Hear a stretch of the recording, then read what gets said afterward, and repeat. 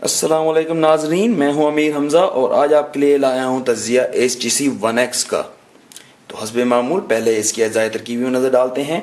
इस फ़ोन के अंदर 1.5 गीगाहर्ट्ज़ क्वाड कोर प्रोसेसर मौजूद है जो कि NVIDIA Tegra 3 चिपसेट के ऊपर काम कर रही है।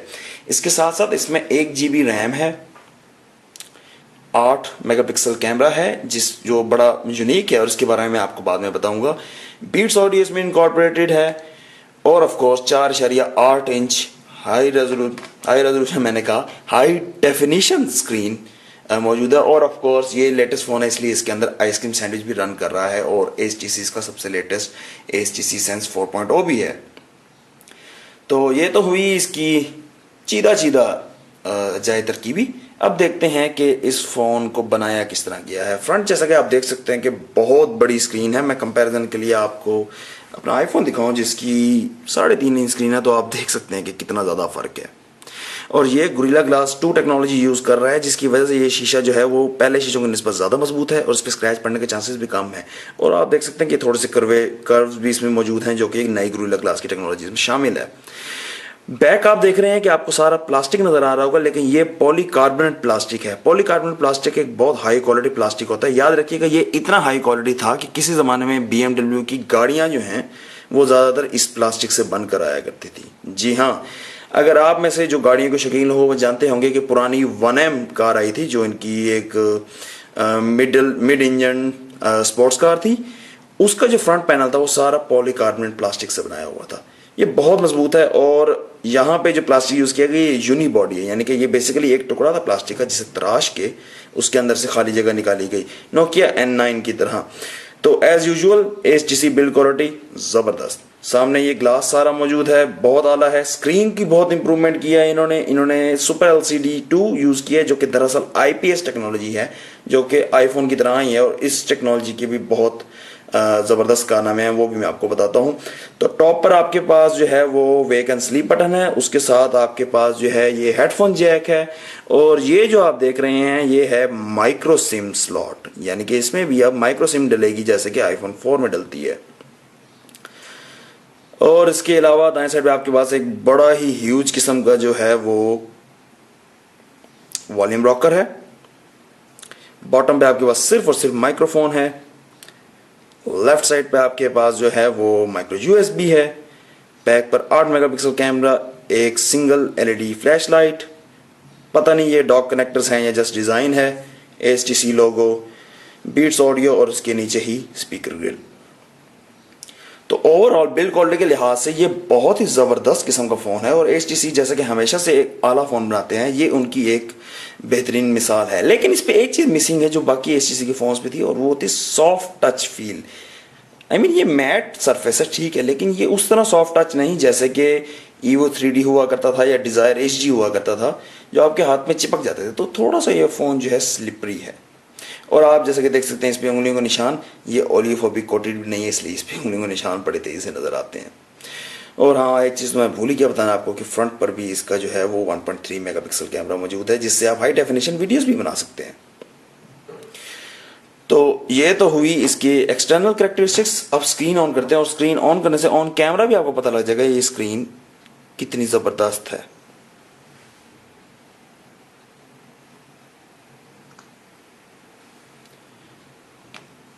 स्क्रीन को हमने ऑन किया और आपको अभी से नजर आ रहा होगा ये स्क्रीन बाकी HTC की निस्बत बहुत बेहतर है। अब इसकी जरा व्यूइंग एंगल्स चेक कर लेते हैं।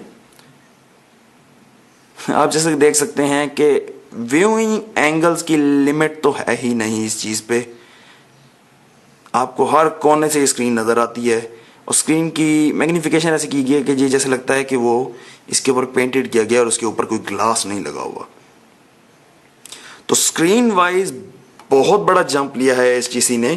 ये पहले कभी भी किसी HTC पे इतनी ज़बरदस्त किस्म की स्क्रीन नहीं आई थी। ये धूप में भी आपको नज़र आती है।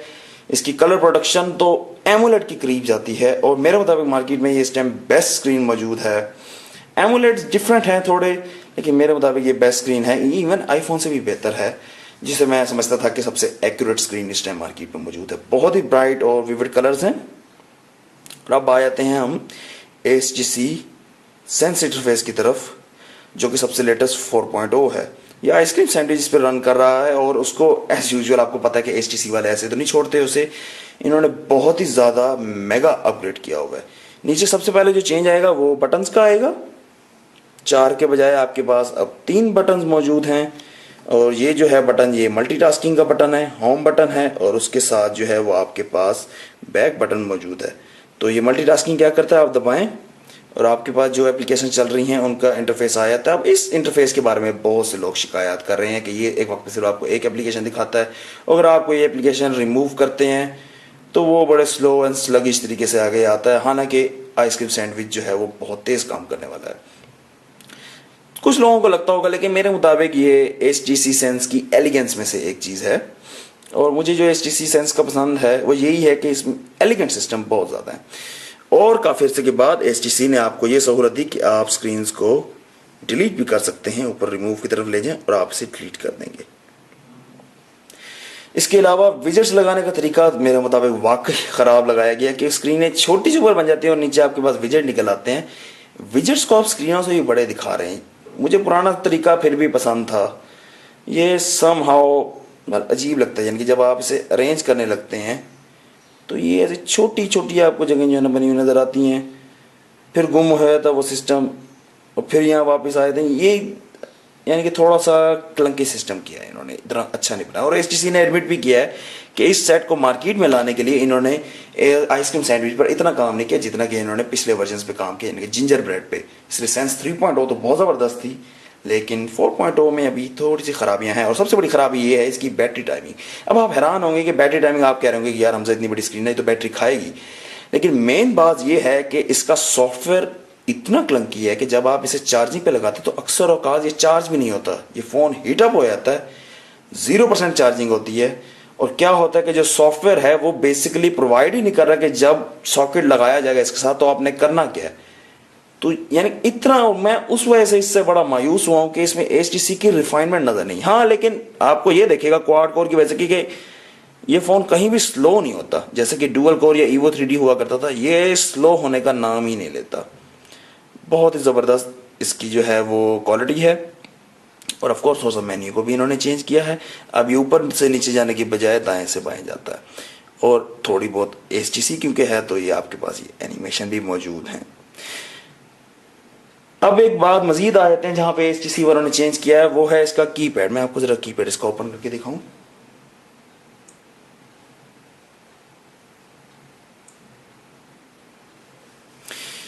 ये आपके सामने इसका कीपैड ओपन हो गया। मैं थोड़ा सा इस पे जूम इन कर देता हूं।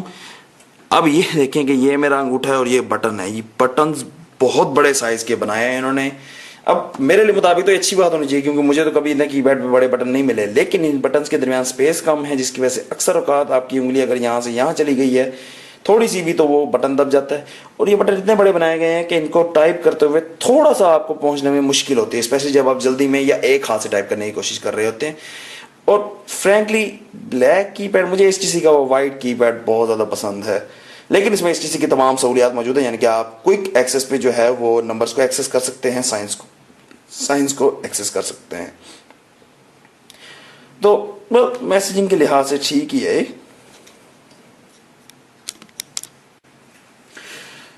तो इस मामले में तो कोई इतनी ज़्यादा शिकायत मेरे मुताबिक मौजूद नहीं। वापस चलते हैं होम स्क्रीन की तरफ। नोटिफिकेशन बार में मामूली सी तब्दीली की गई। अब आपके पास रिसेंट ऐप्स नहीं लिखी हुई आती हैं, आपके पास टेक्स्ट सेटिंग का टैब आता है।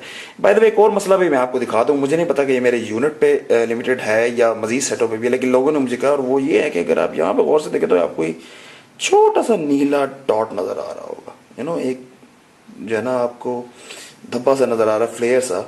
अब मैंने जब कंपनी से कॉन्टेक्ट किया तो उन्होंने कहा कि फर्मवेयर अपडेट में ये सेट हो जाएगा, लेकिन मुझे नहीं पता कि फर्मवेयर अपडेट में वो कैसे सेट करेंगे। मैंने रिसर्च की और मैंने देखा कि HTC की स्क्रीन में बहुत ज़्यादा प्रॉब्लम आए हैं। अक्सरों ने जो है वो ये दिखाया कि जब आप दबाएं तो ये फ्लेक्स करती है स्क्रीन। शीशा क्यों फ्लेक्स करेगा यार, वो तो हार्ड स्क्रीन है। और यहाँ पे ये निशान बना हुआ है जो कि ग्रे एरिया में नज़र आता है, फुल ब्लैक में भी नज़र नहीं आता। तो आई डोंट नो कि वो इसे कैसे ख़त्म करेंगे, लेकिन ये मुझे उन्होंने बताया और हमें इसके साथ ज़िंदगी गुजारनी पड़ रही है। और अब आ जाते हैं इसके कैमरे की तरफ, क्योंकि इसके कैमरे में ऐसी इंप्रूवमेंट्स की गई जो मेरे मुताबिक अगले हर फ़ोन में होनी चाहिए और आई भी हैं। सबसे पहली बात, इसका क्विक शटर है। क्विक शटर आप देखें कि ये कितनी तेजी से तस्वीर लेता है, बिल्कुल उसी टाइम की तस्वीर लेता है जब मैं इसे दबाता हूँ। कोई शटर लैग नहीं है इसमें। लेकिन इसमें सबसे अच्छी बात यह कि अगर मैं वीडियो बनाना स्टार्ट करूं तो ये वीडियो बन रही है और मैं वीडियो बनाने के दौरान तस्वीरें भी खींच सकता हूं। और इसके अलावा कैमरे का और क्या फीचर है, वो है इसका बर्स्ट मोड। मैं अगर ये बटन दबा के बैठा रहूं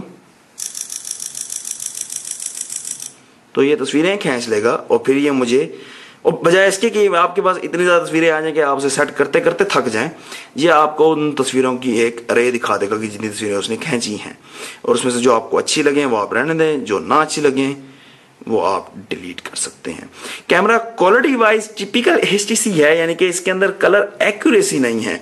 आप जो चीज़ें हैं उनको ज़रा सा पिंकिश बना देता है, जैसे कि पुराने HTCs में था, वो हर चीज़ को ज़रा ब्लूइश कर दिया करता था, ये ज़रा पिंकिश बना देता है। और वेल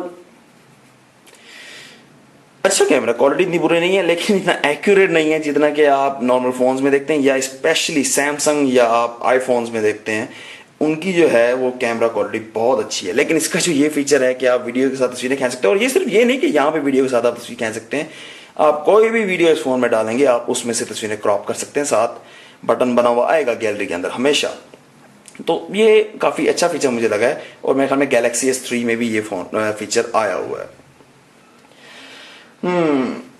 तो कैसे मैं इस सारे फ़ोन को समाप्त करूं। वैसे स्क्रीन जो है वो 720p रेजोल्यूशन है, यानी कि 1280x720। और हाँ, मैं चंद मसाइल में आपको एक चीज़ तो बताना भूल ही गया कि आइसक्रीम सैंडविच चाहे लेटेस्ट एंड्रॉयड का ऑपरेटिंग सिस्टम है, लेकिन ये इतना तेज़ी से नहीं फैला जितना कि जिंजर ब्रेड फैला था। इसकी वजह से इसके अंदर बहुत सी खराबियाँ मौजूद हैं। आई मीन बहुत सारी गेम्स जो हैं वो जब चलती हैं तो वो स्लो चलती हैं, और बाकी जो इवन डुअल कोर फोन्स हैं वो उससे तेज़ जल्दी रन कर लेते हैं जिन पे जिंजर ब्रेड चल रहा है। तो रिफाइनमेंट के मामले में अभी कमी। और दूसरी बात, ये 1280x720 पिक्सल, बहुत सारी एप्लीकेशंस, बल्कि मेरे ख्याल में चंदों पे ऐसे एप्लीकेशंस ही हैं जो इस रेजोल्यूशन पर चल सकती हैं। इसलिए जब भी आप गेम में चलाते हैं तो पहले वो छोटे रेजोल्यूशन पे चलती है, फिर अचानक वो बढ़ के रेजोल्यूशन पे बड़े रेजोल्यूशन पे आ जाती हैं। थोड़ा सा फ्रेगमेंटेशन का मसला वो ये आ रहा है कि स्क्रीन साइजेस डिफरेंट हैं, एक एंड्रॉयड सिस्टम है और वो कोई 8 किस्म की स्क्रीन रेजोल्यूशन पे चल रहा है। तो क्वाड कोर प्रोसेसर और ये है, और ये मेरे आईफोन से भी स्लो चलता है अक्सर जगहों पे।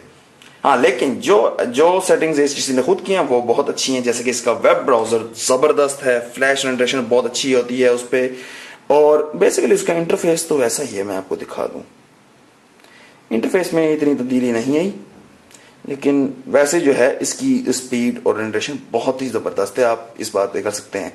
तो अगर मैं आखिर में जाके इस फ़ोन को सम अप करूं तो यस, ये बहुत ही तेज़ फ़ोन है, और ये HTC का वो पहला फ़ोन है जिसे मैंने कहीं भी अड़ते नहीं देखा। यानी कि HTC के फ़ोन तो वैसे भी नहीं अड़ते थे, लेकिन एक वो साइड जिटर जो आता था स्लाइड, इसमें तो वो भी नहीं है। स्क्रीन इसकी बहुत ज़बरदस्त है। सेंसिटिविटी का जहाँ तक ताल्लुक है, ये बेहतरीन सेंसिटिविटी है। मेरा Evo 3D ओवर सेंसिटिव था, लेकिन इसकी टच स्क्रीन सेंसिटिविटी आईफोन में भी उसे बीट भी करती हो। और जो स्क्रीन है वो स्लाइडली कर्व्ड है, जिसकी वजह से आपको उंगली स्वाइप करने में एक नेचुरल फील महसूस होती है कि आपकी उंगली जो है वो स्लाइड कर रही है। इसके अलावा HTC सेंस इंटरफेस खूबसूरत तो बहुत बनाया गया, और इसमें थोड़े से प्रॉब्लम है, और सबसे बड़ा मसला वो बैटरी का प्रॉब्लम है कि जब ये चार्जिंग नहीं करता या फजूल में ये बैटरी को ज़ाया कर देता है। अब XG डेवलपर्स पर उन्होंने बताया कि ये टेग्रा 3 चिपसेट जो है उनका बैटरी मैनेजमेंट सिस्टम है जो असल में ख़राब है, तो आप उसकी फाइल को अगर रिमूव करें तो वो चल पड़ेगा। लेकिन जब आप इस फ़ोन को रूट करेंगे और आप इस फ़ोन को जब मॉडिफाई करेंगे तो ये आपके अपने रिस्क पर है, फ़ोन की छुट्टी भी हो सकती है। तो मेन मसले सॉफ्टवेयर इतना रिफाइंड नहीं कि बैटरी को चला सके। 1800 मिली एम्प आवर बैटरी है, और ये आई डोंट नो 8 से 9 घंटे चलता है सिर्फ। और इसके अलावा अक्सर औकात जब आप चार्जिंग लगा कर रात सोते हैं, सुबह उठते हैं तो फ़ोन सत्यानाश हुआ पड़ा होता है, गर्म हुआ पड़ा होता है, क्योंकि वो बेसिकली सॉफ्टवेयर जो है वो चार्जिंग को स्टोर ही नहीं होने दिया करता, और वो चार्जिंग बेसिकली ज़ाया हो रही होती है इर्द गिर्द जाके। और बहुत सारे जैसे कि ये स्लगिश इंटरफेस थोड़ा सा, यानी कि लगता है आपको ये इंटरफेस HTC वालों ने वैसे भी कहा है कि वो अगली अपडेट के अंदर इसे सॉल्व करेंगे। जहाँ तक रैम मैनेजमेंट का ताल्लुक है, जो हमेशा से मुझे HTC में लगा कि रैम जो है वो चाहे ज़्यादा डालते हैं लेकिन वो हमेशा थोड़ी बढ़ जाती है। RAM management is perfect. इसमें रैम मैनेजमेंट बहुत ज़बरदस्त है, कभी भी आपको ये महसूस नहीं होता कभी फ़ोन स्लो हो रहा है या कुछ हो रहा है। लेकिन आइसक्रीम सैंडविच जैसे मैंने बताया कि अभी बहुत सारे एप्लीकेशंस के लिए नहीं फाइनलाइज किया गया।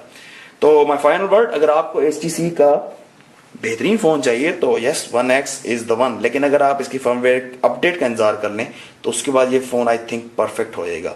फर्मवेयर अपडेट में अगर वो सारे एड्रेसेस प्रॉब्लम्स को एड्रेस कर लेते हैं तो फिर ये वाकई मार्केट के बेहतरीन फ़ोन्स में से शुमार हो जाएगा। अभी इसका सबसे बड़ा मुकाबला जो है वो गैलेक्सी S3 है, जिसमें बहुत से एक्स्ट्रा फीचर्स इसके अलावा भी मौजूद हैं। और ऑफ कोर्स सेम रेजोल्यूशन लेकिन super AMOLED screen, super AMOLED plus नहीं, सुपर एमोलेड स्क्रीन, लिहाजा शार्पनेस में थोड़ी कमी होगी इसकी निस्बत, लेकिन सुपर एमोलेड की जो ब्लैक्स हैं वो बहुत ज़बरदस्त है। तो उम्मीद है कि इस रिव्यू ने आपकी मदद की होगी। मैं ये रिव्यू बहुत जल्दी में बना रहा क्योंकि मैं बहुत मसरूफ़ रहा हूँ, लेकिन मुझे बहुत सारे लोग कह रहे थे कि वो इस फ़ोन के बारे में जानना चाहेंगे। तो मैं ये बताऊंगा yes it's a brilliant HTC, आप ख़रीदें इस HTC को। लेकिन इसके जो हैं वही थोड़े से ड्रॉबैक्स हैं कि स्क्रीन रेजोल्यूशन के मुताबिक अभी एप्लीकेशंस नहीं बनाई गई इतनी, आइसक्रीम सैंडविच इतना रिफाइन नहीं है, HTC सेंस इतना भी रिफाइन नहीं है। मार्केट में जल्दी लाने के लिए उन्होंने जल्दी में बहुत सारे बग्स को नहीं हैंडल किया, लिहाजा इंतज़ार करें फर्मवेयर अपडेट का, वरना ये फ़ोन जो है बहुत ही ज़बरदस्त और बहुत ही तेज़ फ़ोन है, इस पर गेम्स बहुत रवानी से चलती हैं।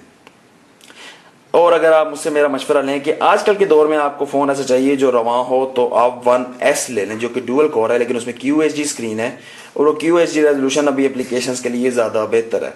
बट HD रेजोल्यूशन 300 DPI की जो है वो पिक्सल डेंसिटी, आपको कोई पिक्सल नज़र ही नहीं आता है इसमें। मैं आपको फुली जूम करके दिखाऊँ, इसमें आपको कोई एहसास ही नहीं होता कि इसमें कोई पिक्सल मौजूद हैं। तो ये स्क्रीन और ये शशके जो हैं ये आपको उस फ़ोन में नहीं मिलते, और ख़ास तौर पे जब वो फ़ोन मामूली सी प्राइस डिफरेंस पर मौजूद हो तो आप डेफिनेटली इस फ़ोन पे ले जाएंगे। एक चीज़ जो मैं मेंशन करना भूल गया, इसमें बिल्ट इन मेमोरी 32 GB की है, कोई मेमोरी कार्ड नहीं लगता, कोई एक्सपेंशन नहीं है, आपके पास कोई 28 GB फ्री आपको मिलते हैं जब आप ये फ़ोन ख़रीदते हैं। तो इसलिए अगर आपको एक्स्ट्रा मेमोरी भी चाहिए तो इस फ़ोन से दूर रहिएगा। गैलेक्सी S3 की चॉइस आपके लिए बेहतर रहेगी। तो उम्मीद है कि इसने आपकी मदद की होगी। मैं हूं अमीर हमजा और वीडियो देखने का बहुत बहुत शुक्रिया।